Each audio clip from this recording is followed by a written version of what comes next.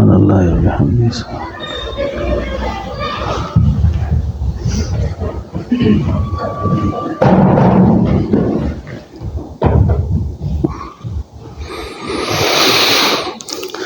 ماشاء اللہ.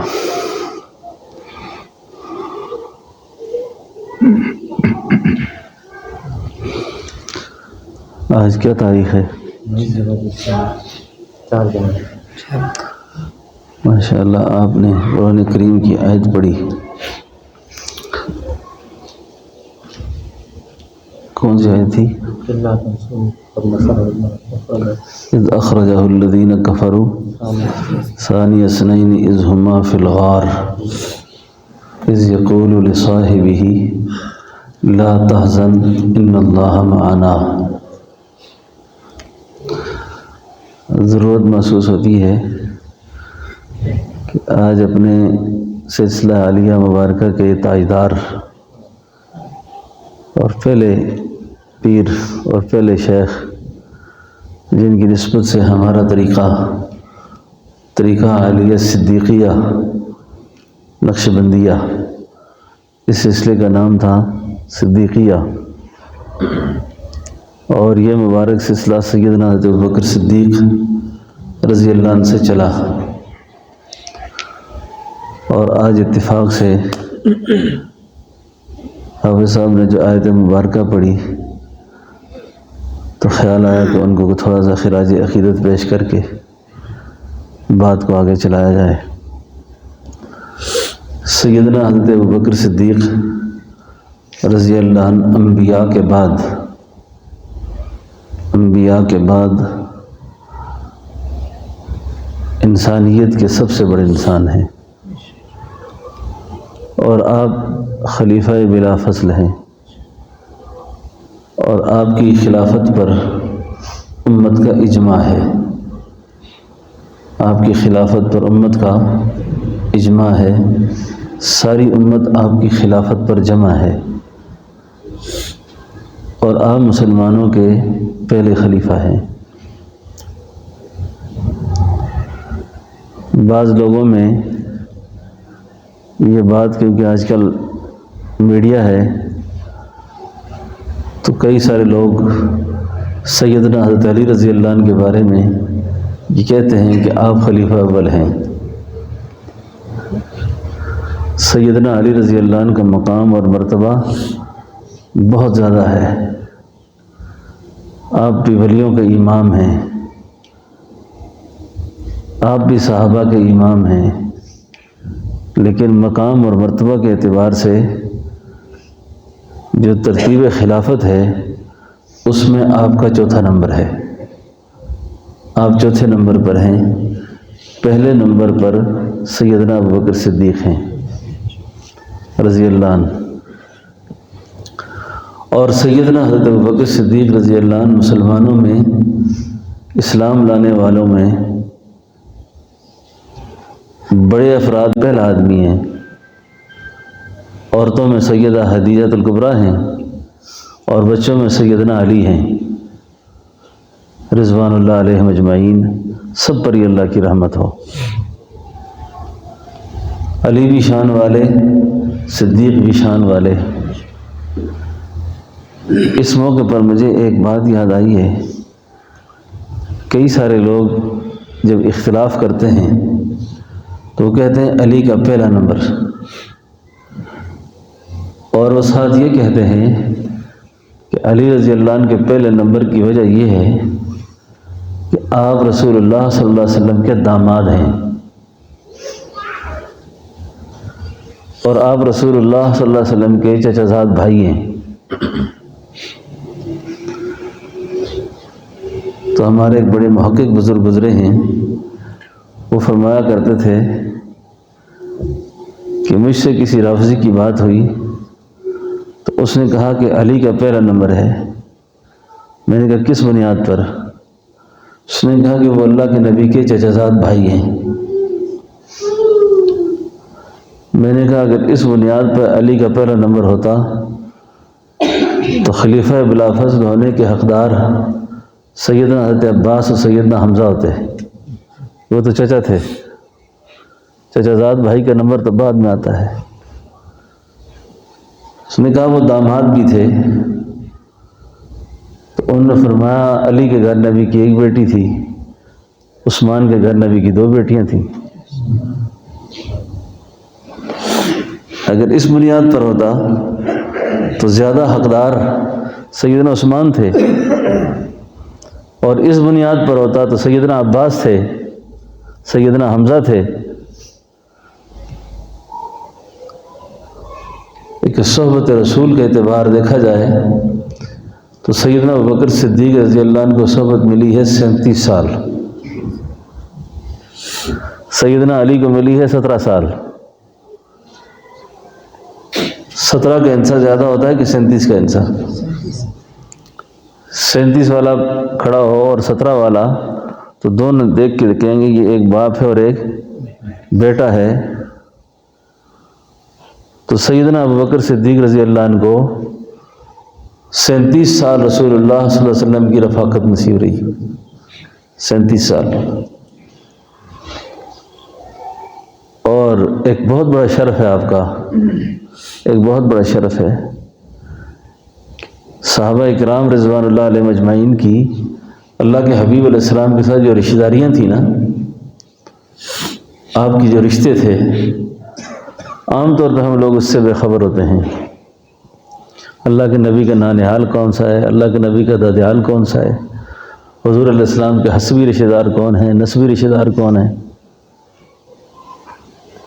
تو سیدنا ابوبکر صدیق رضی اللہ عنہ کو ایک شرف یہ بھی حاصل ہے کہ آپ رسول اللہ صلی اللہ علیہ وسلم کے سسر ہیں،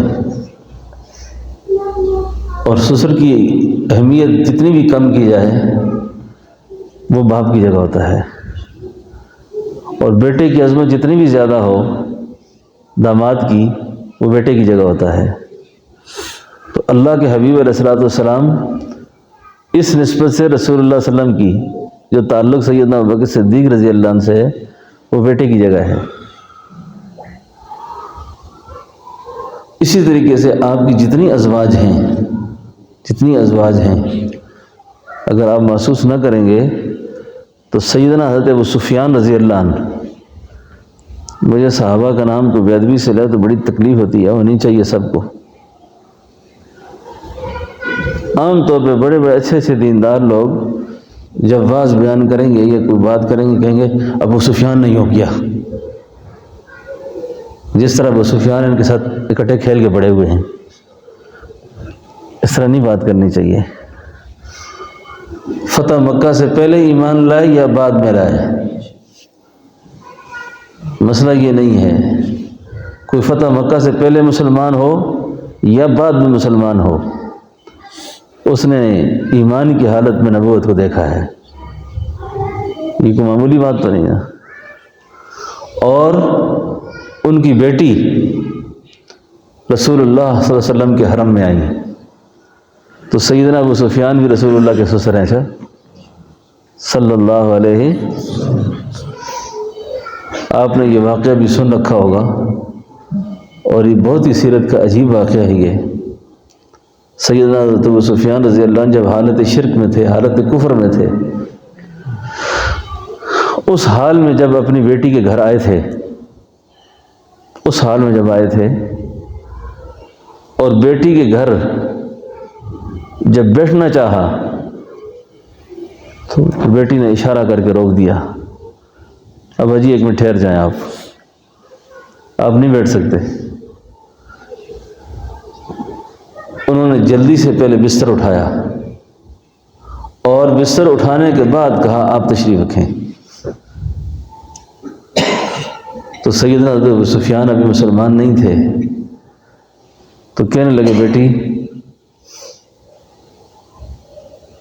گھر میں اچھا بستر نہ ہو، میں تمہارا باپ ہوں، باپ آ جائے تو بیٹیاں پڑوس سے بھی کچھ چیزیں مانگ کے لے آتی ہیں، بیٹیاں پڑوس سے کوئی چیز لے کر آ جاتی ہیں، کسی کو کہہ دیتی ہیں کہ میرا باپ آ رہا ہے، ان کا اکرام کرنا چاہتی ہوں۔ تو آج یہ کیا ہوا کہ مجھے بیٹھنے کے لیے بستر بھی نہیں مل رہا، آئے ہے تو بیٹی کے وہ جو الفاظ ہیں نا سیرت نے محفوظ کیے. فرمایا ابا جی آپ مشرک ہیں، آپ مشرک ہیں اور یہ بستر نبوت ہے، یہ بستر نبوت ہے. اور قرآن کہتا ہے انما المشرکون نجس، مشرک کا جو وجود ہے وہ ناپاک ہے، نجس ہے، تو آپ بستر نبوت پہ نہیں بیٹھ سکتے.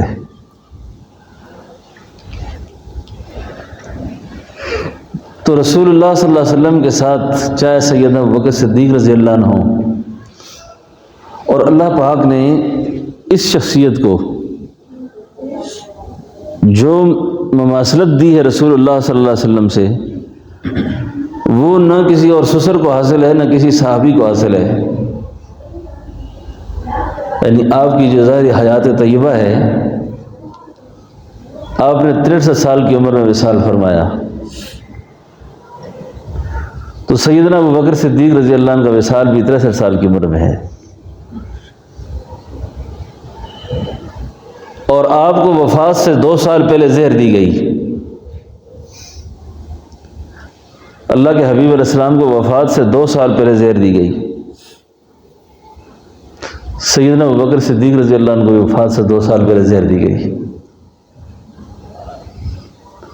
آپ پر بھی جادو ہوا، سیدنا ابوبکر صدیق پہ بھی جادو ہوا. یعنی جس طرح ستانے کے واقعات اللہ کے حبیب علیہ السلام کے ساتھ پیش آئے زندگی میں، اسی طرح سے ملتے جلتے واقعات سیدنا ابوبکر صدیق رضی اللہ عنہ سے بھی پیش آئے. اور آخر کار جس حجرے میں اللہ کے حبیب دفن ہوئے، اسی حجرے میں سیدنا ابوبکر صدیق بھی دفن ہوئے. میں نے یہ بات شاید پہلے بھی عرض کی. ایک دفعہ کسی عارف سے، کسی عالم سے، کسی اللہ والے سے کسی نے پوچھا کہ صدیق میں اور نبوت میں فرق کیا ہے؟ حالانکہ یہ سوال بنتا نہیں ہے. صدیق صدیق ہیں، نبی نبی ہیں.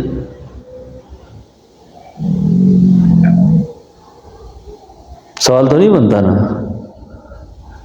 ان کا کہنے کا مقصد یہ تھا کیا فرق ہے؟ فرمایا یوں سمجھو کہ آقا علیہ الصلوۃ والسلام کسی حوض پر کھڑے ہوں، کسی تالاب پر کھڑے ہوں، اور اس تالاب کے اندر جو عکس نظر آئے وہ صدیق ہوں.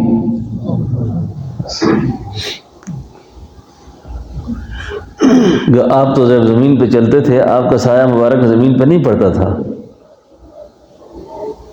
آپ کا سایہ زمین پہ نہیں پڑتا تھا، لیکن اتنا پرتو نبوت تھا حضرت ابوبکر صدیق رضی اللہ عنہ پر،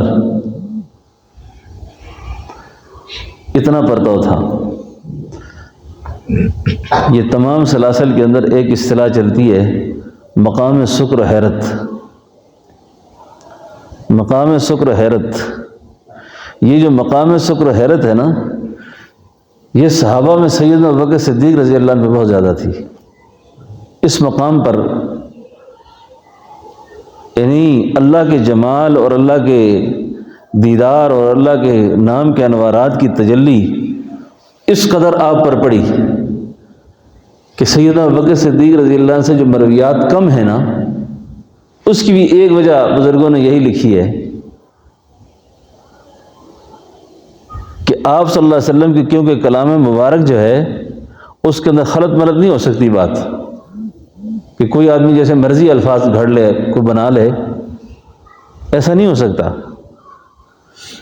تو سیدنا ابوبکر صدیق رضی اللہ عنہ نے کلام نبوت کے اعتبار سے اپنی زبان کو بہت محتاط رکھا، کیونکہ جس وقت یہ آپ کی مجلس میں بیٹھتے تھے اس وقت آپ پر حیرت طاری دیتی تھی، حیرت طاری دیتی تھی، عجیب کیفیت ہوتی تھی آپ کی.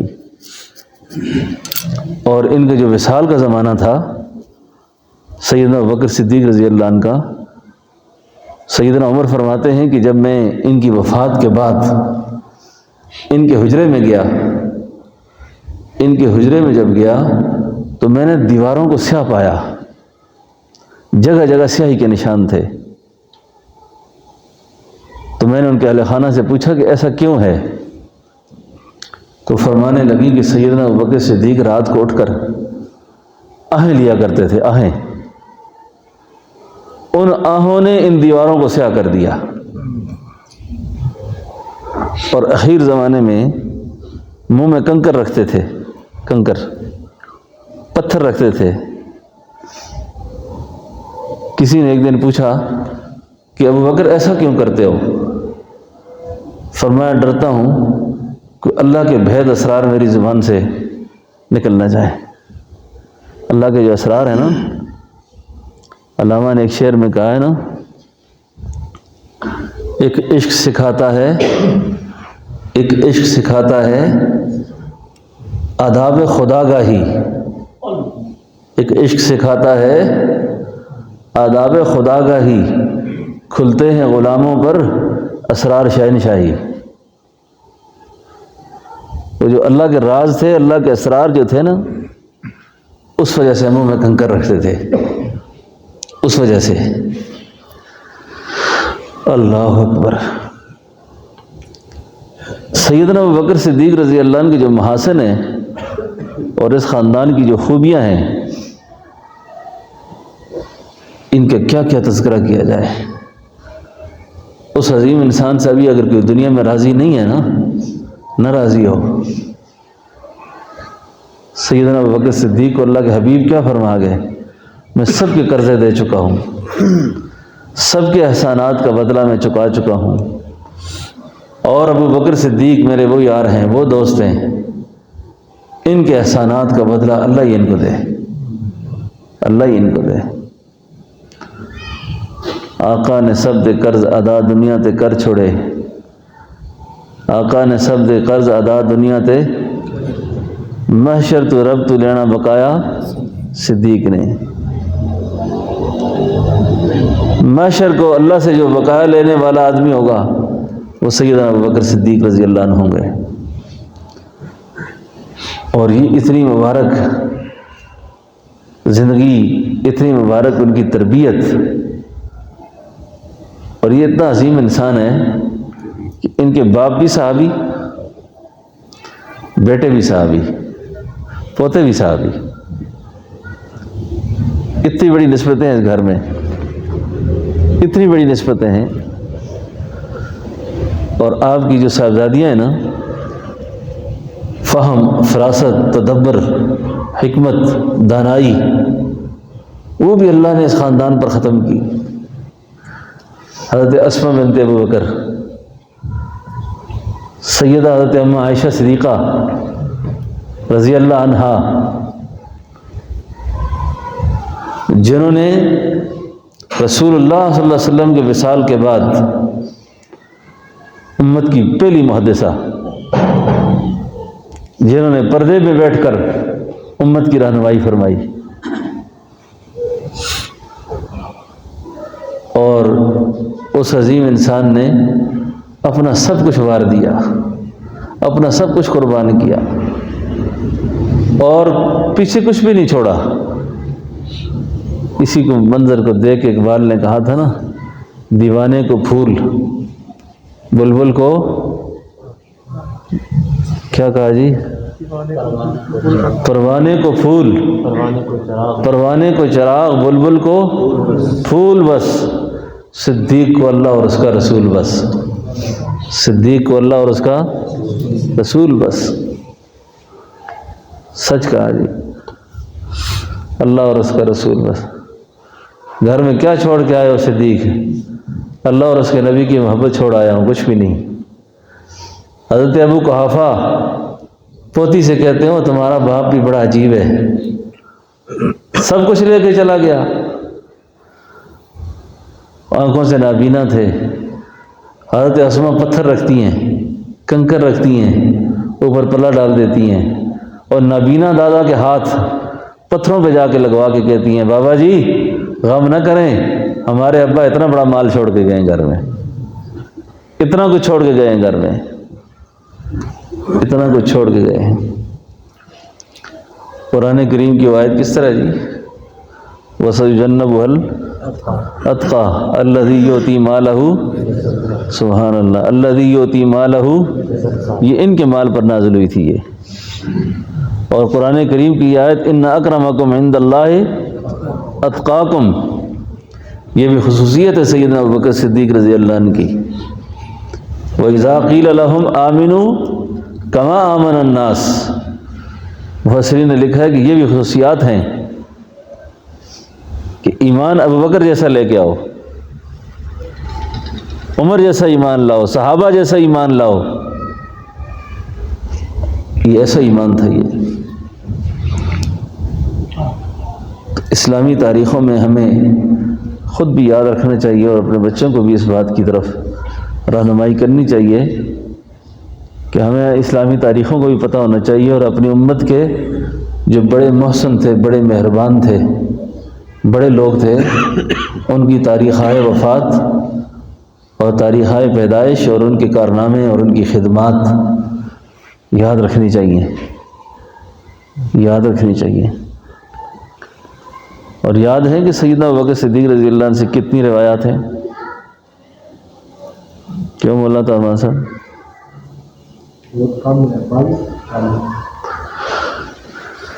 بولو۔ مولانا نے 22 کہا، ہو سکتا ہے 22 ہی ہوں، دیکھنی پڑے گی۔ 33 کے قریب روایات ہیں ان سے، پھر بھی دیکھی جا سکتی ہے بات، لیکن روایات بہت کم ہیں، روایات ان سے بہت کم ہیں۔ اس سے آپ اس بات کا بھی اندازہ لگائیں کہ یہ حدیث پاک کے سلسلے میں یہ آج کل موبائل پہ بھی، نیٹ پہ بھی آ گیا ہے نا جی، کوئی آدمی ہے یا نہیں حدیث، اس کو حدیث بنا دیتا ہے، شعر کسی کو اس کے ساتھ اقبال لکھ دو، بس اقبال ہو جاتا ہے، ٹھیک ہے نا؟ تو یہ آج کل ایک رواج بن گیا ہے۔ تو حدیث کے سلسلے میں بہت زیادہ احتیاط کرنی چاہیے۔ آگے 10 لوگوں کو شیئر کرتے ہیں جی رمضان کا جو ثواب ہوگا فلاں ہوگا، فلاں ہوگا، فلاں، ایسا نہیں کرنا چاہیے۔ ابوبکر صدیق رضی اللہ عنہ جن کو اتنی صحبت ملی، وہ حدیث کو بیان کرنے میں اتنے زیادہ محتاط ہیں، تو آپ اس سے اندازہ لگائیں کہ کتنا احتیاط کرنا چاہیے آدمی کو، کتنی زیادہ احتیاط کرنی چاہیے۔ تو اللہ تعالی ہم سب کو سیدنا حضرت ابوبکر صدیق رضی اللہ عنہ کی مبارک زندگی اور آپ کی تعلیمات پر عمل کی توفیق دے۔ بس حضرات تھوڑی دیر مراقبہ کر لیں، ذکر کر لیں، لائٹ بند کر دیں، فالتو لائٹیں بند کر دیں۔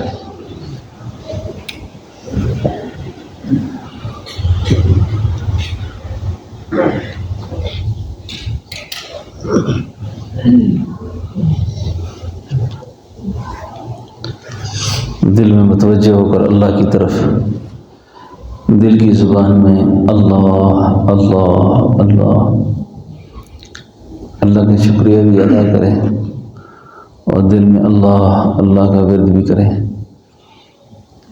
کہ اللہ جل شانہ اپنے نام کی اللہ ہمیں توفیق دے، اور اللہ پاک کو اس ذکر میں ہمیں رسوخ نصیب فرما دے۔ اللہ ذکر کی حقیقت ہمیں نصیب فرما دے، اللہ ذکر کی معرفت ہمیں نصیب فرما دے، اور اپنی یاد کی دائمی توفیق اللہ نصیب فرما دے۔ اللہ اکبر۔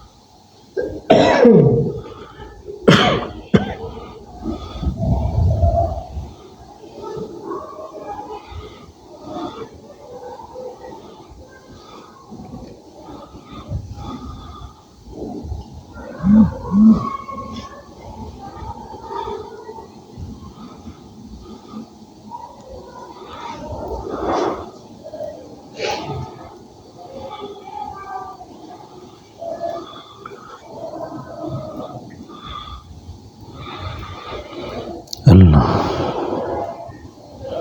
اللہ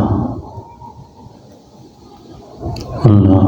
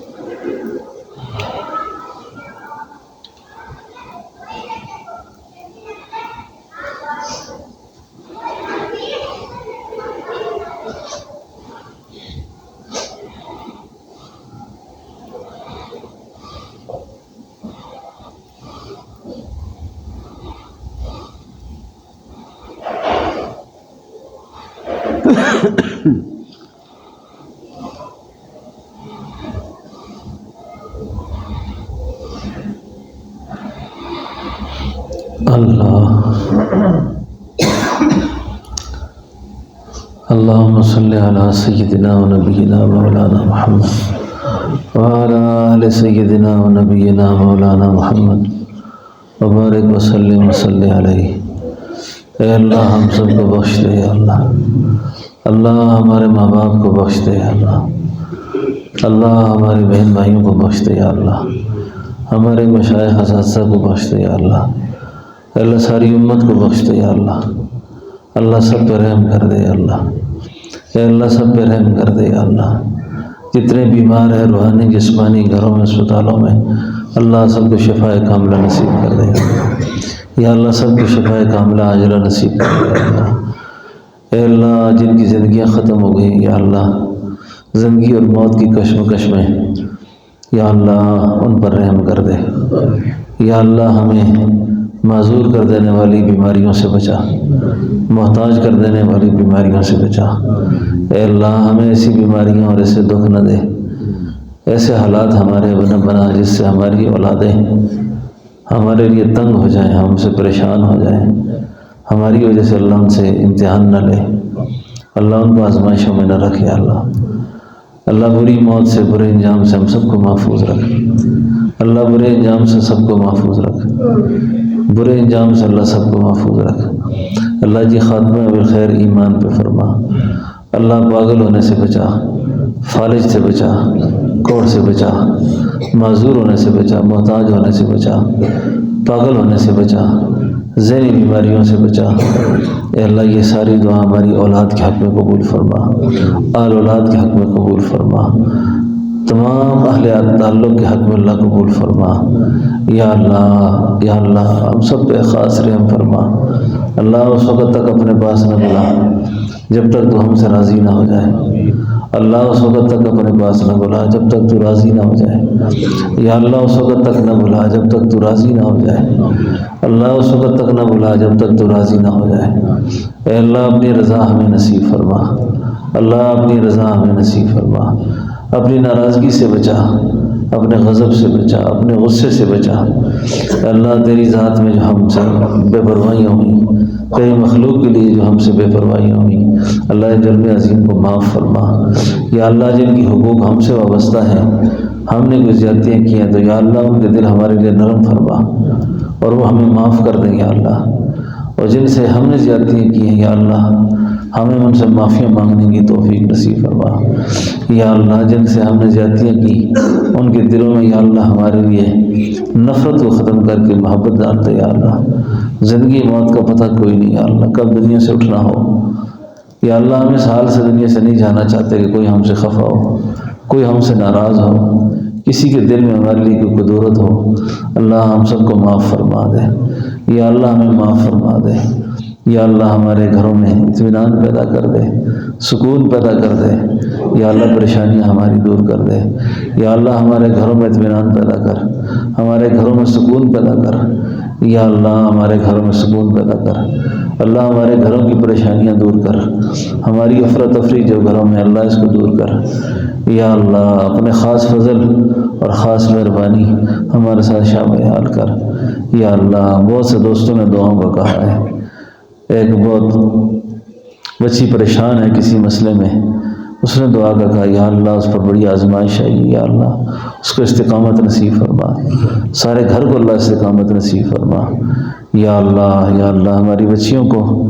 ہمارے بچوں کو دکھوں سے غموں سے اللہ محفوظ رکھ یا اللہ۔ سب کو اپنے گھروں میں خوش فرما، جن کے نکاح نہیں ہوئے اللہ ان کو اچھے نکاح نصیب فرما، جن کی شادیاں ہو گئی یا اللہ ان کو اپنے گھروں میں آباد فرما، نیک صالح اولادیں اللہ نصیب فرما یا اللہ۔ اپنے خاص فضل و کرم سے جہاں جہاں مسلمان مظلوم ہیں اللہ ان کی امداد فرما اے اللہ۔ مسلمانوں کی، فلسطین والوں کی مدد فرما، غزہ کے مسلمانوں کی مدد فرما یا اللہ۔ یہود کو تباہ برباد فرما، اسرائیل کو یا اللہ اور اس کے سارے ایجنٹوں اور حواریوں کو اور اس کی پشت پناہی کرنے والے جتنے بھی ممالک ہیں یا اللہ ان سب کو تباہ برباد فرما اللہ۔ ان کو نیست و نابود فرما اے اللہ۔ اسرائیل کا اور امریکہ کا سارا غرور خاک میں ملا یا اللہ۔ حماس کے مجاہدین کی مدد فرما یا اللہ، ان کو استقامت نصیب فرما یا اللہ۔ مسجد اقصی کو آزادی نصیب فرما اے اللہ۔ اپنے خاص فضل و کرم سے اے اللہ نصرت کے فرشتے بھیج گئے یا اللہ، مدد کر دے یا اللہ۔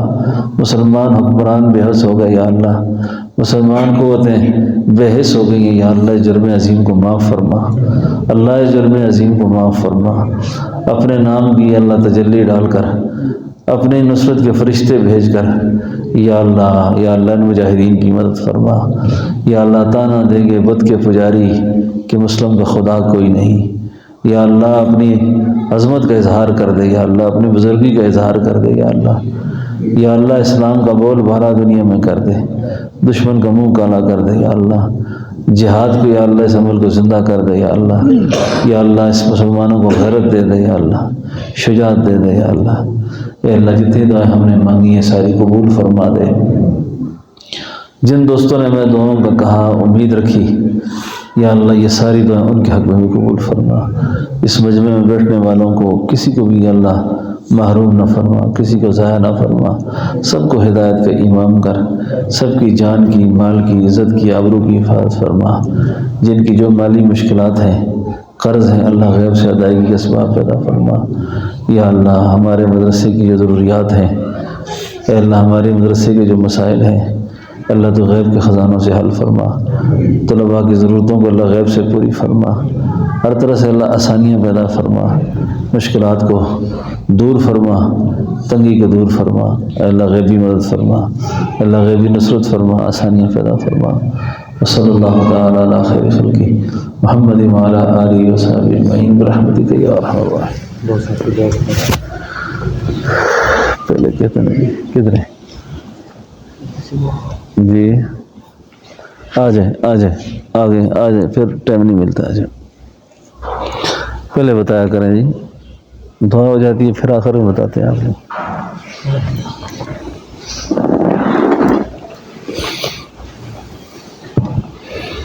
ایک ساتھی توبہ پڑھنا چاہتے ہیں،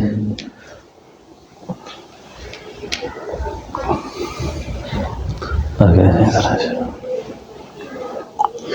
قریب ہے، ہاتھ مجھے دیں،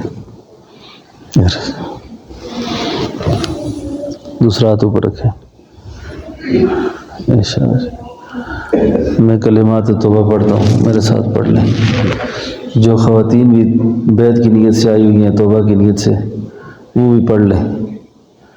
اعوذ باللہ من الشیطان الرجیم بسم اللہ الرحمن الرحیم لا الہ الا اللہ محمد رسول اللہ اشہد ان لا الہ الا اللہ واشہد ان محمدا عبدہ ورسولہ آمنت باللہ وملائکتہ وکتبہ ورسلہ والیوم الآخر والقدر خیرہ وشرہ من اللہ تعالی والبعث بعد الموت استغفر اللہ الذی لا الہ الا هو الحی القیوم واتوب الیہ استغفر اللہ الذی لا الہ الا هو الحی القیوم واتوب الیہ استغفر اللہ الذی لا الہ الا هو الحی القیوم واتوب الیہ اللہم صلی علی سیدنا ونبینا ومولانا محمد وبارک وسلم۔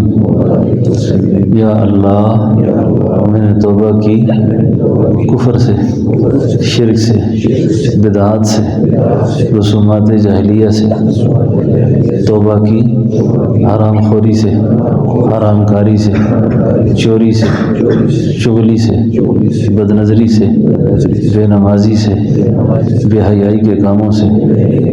اے اللہ میری توبہ قبول فرما اور سلسلہ عالیہ نقش بندیہ میں میری اس بیعت کو قبول فرما۔ آپ کی بیعت ہو گئی ہے اور صرف آپ کو اس بیعت کے بعد اللہ تعالیٰ سے امید رکھیں کہ آپ کے پچھلے سارے گناہ اللہ نے معاف کر دیے ہیں۔ مسجد کے دل سے توبہ اللہ کو بہت پسند ہے۔ اللہ کے حبیب علیہ السلام نے فرمایا جو آدمی توبہ کرتا ہے وہ اس طرح ہوتا ہے جس طرح اس نے گناہ کیے ہی نہیں ہیں۔ بس یہ دھیان رکھیں گے، یقین رکھیں کہ اللہ نے مجھے معاف کر دیا ہے۔ بس آئندہ کے لیے ذکر نماز کی پابندی کریں گے، اور فی الحال آپ زبانی طور پر ہر نماز کے بعد یا فجر کے بعد اور عشاء کے بعد یہ ذکر اسم ذات، اسم اعظم جو اللہ کے محبوب علیہ السلام کو اللہ نے دوسری وحی میں دیا اور مجھ گناہگار کو 32ویں واسطے سے پہنچا، اس ذکر کی اجازت میں نے آپ کو دی، آپ کے میں نے قبول کی۔ ہاں بس یہ آسان وظیفہ ہے، یہی وظیفہ آپ نے کرنا ہے۔ اللہ اللہ اللہ اللہ، دل کے اوپر خیال رکھ کے بھی کرنا ہے اور زبان سے بھی کرنا ہے، جتنا وقت ملے آپ کو۔ فجر کی نماز کے بعد اور عشاء کی نماز کے بعد اگر وقت زیادہ ملے تو 1000 سے 500 دفعہ تسبیح پہ بھی آپ پڑھ سکتے ہیں اس کو، اور آنکھیں بند کر کے دل کے اوپر خیال رکھ کے بھی پڑھ سکتے ہیں۔ درود شریف پڑھا کریں جتنا ہو سکے آسانی سے، جو درود آپ کی زبان پہ آسانی سے چڑھے، اور یہ درود پڑھیں گے تو بہت آسانی بھی ہوگی، فائدہ بھی ہوگا۔ وصلی اللہ علی النبی الامی، وصلی اللہ علی النبی الامی، وصلی اللہ علی النبی الامی، وصلی اللہ علی النبی الامی، وصلی اللہ علی النبی الامی۔ 25 منٹ پڑھیں گے تو 1000 ہو جائے گا۔ 1000 بار جو شخص درود شریف پڑھتا ہے، اللہ کے حبیب علیہ السلام نے فرمایا مرنے سے پہلے اللہ اس کو جنت والا اس کا گھر دکھائیں گے۔ تو بس یہ 2 وظیفے فی الحال کریں، رابطہ رکھیں، آنا جانا رکھیں، اللہ بہت برکت دے۔ ربنا تقبل منا انک انت السمیع العلیم وتب علینا انک انت التواب الرحیم برحمتک یا ارحم۔ ماشاء اللہ۔